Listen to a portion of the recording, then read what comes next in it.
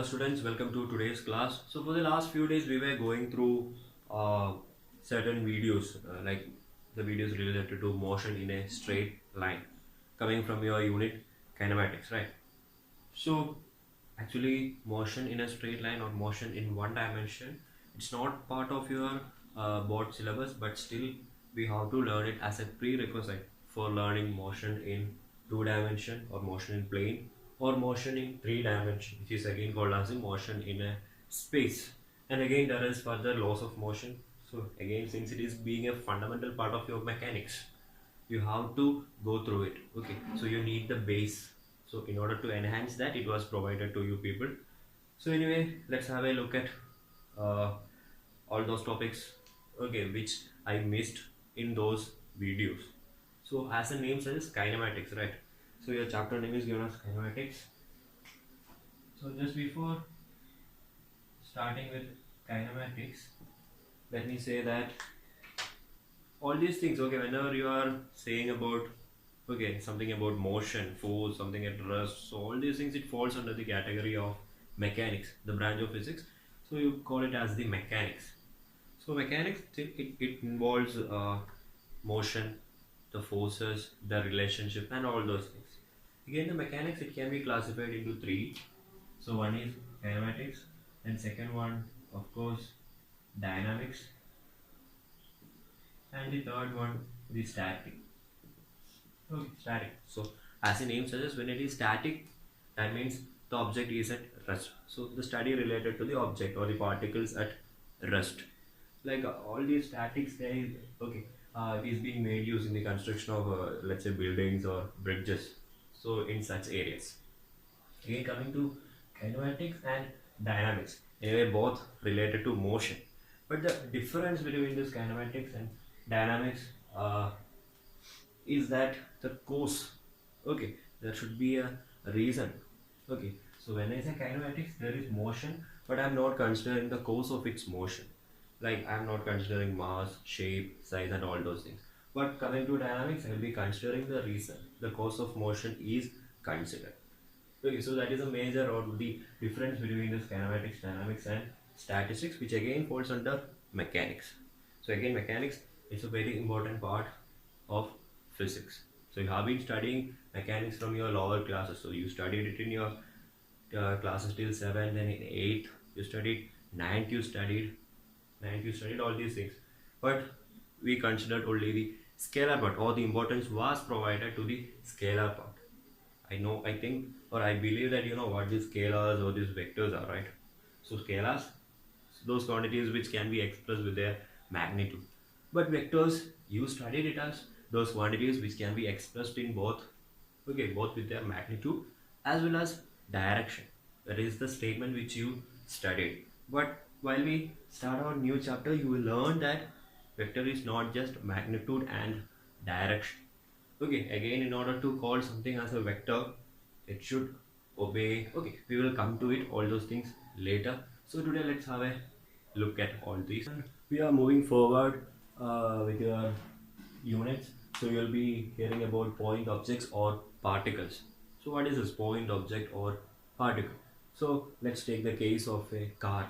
Okay, so a car moving 100 kilometer. So compared to the distance it travel, the length of the car, it is very small, such that I can consider it as a point object or as a particle. Again, another example which I can give is the bob of a simple pendulum. So compared to the length of the string, okay, that thread, the bob is small. So you can consider again it as a particle. So that is the idea of your point object or particle. So in the motion, the car, it is considered as a particle. It is similar, okay, more or less similar to that of a particle. Coming to the location of a point. So the object, point object, or the particle. So location of a point, location of a point in space. So coming to the location of a point in space. So if I consider this as a point in this particular space, okay, what does that indicate?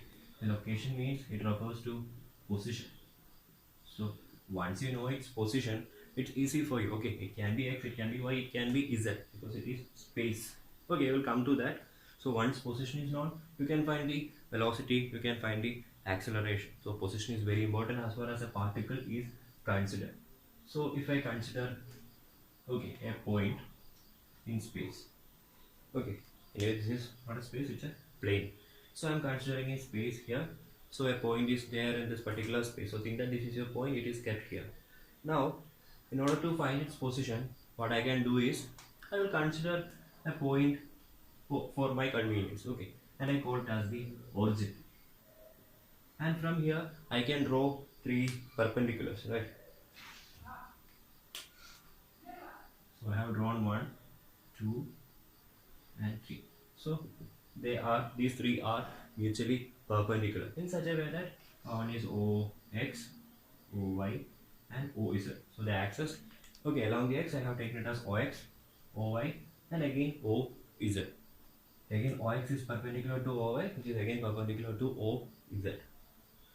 So if I want to know the position of this particular point, what I can do is that,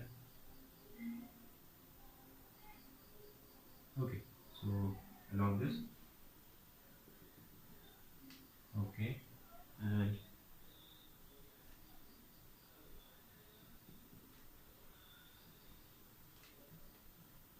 so this will be your x. So this distance from the origin, you can take it as the x, because I have taken it as the coordinate, the x coordinate. So x. So if you want to know the location of the position, you only need three coordinates or three numbers here, which is x, y, and z. And again your y given by, okay, so this one, and again your z. So x, y, and z. So if you know x, y, z, you know where this particular particle is. And with regard to time, if this x, y, or z coordinates, if they are not getting changed, that means the particle or the point is at rest. And if it changes with regard to time, then you may have to call it accordingly, which we will be discussing. Okay. And again, to add up with this, there is something called frame of reference. Okay, before moving to frame of reference, so we have seen about point in a space. Again, there is plane. So we need to study space. I told you that is a three-dimensional motion. It's because again three coordinates are involved: the x, y, and the z. So the space we consider in universe, okay, where I stand, it is just 3D, three-dimensional. So whatever happens in space, it is always three-dimensional. And again, when you say about plane, it is two-dimensional.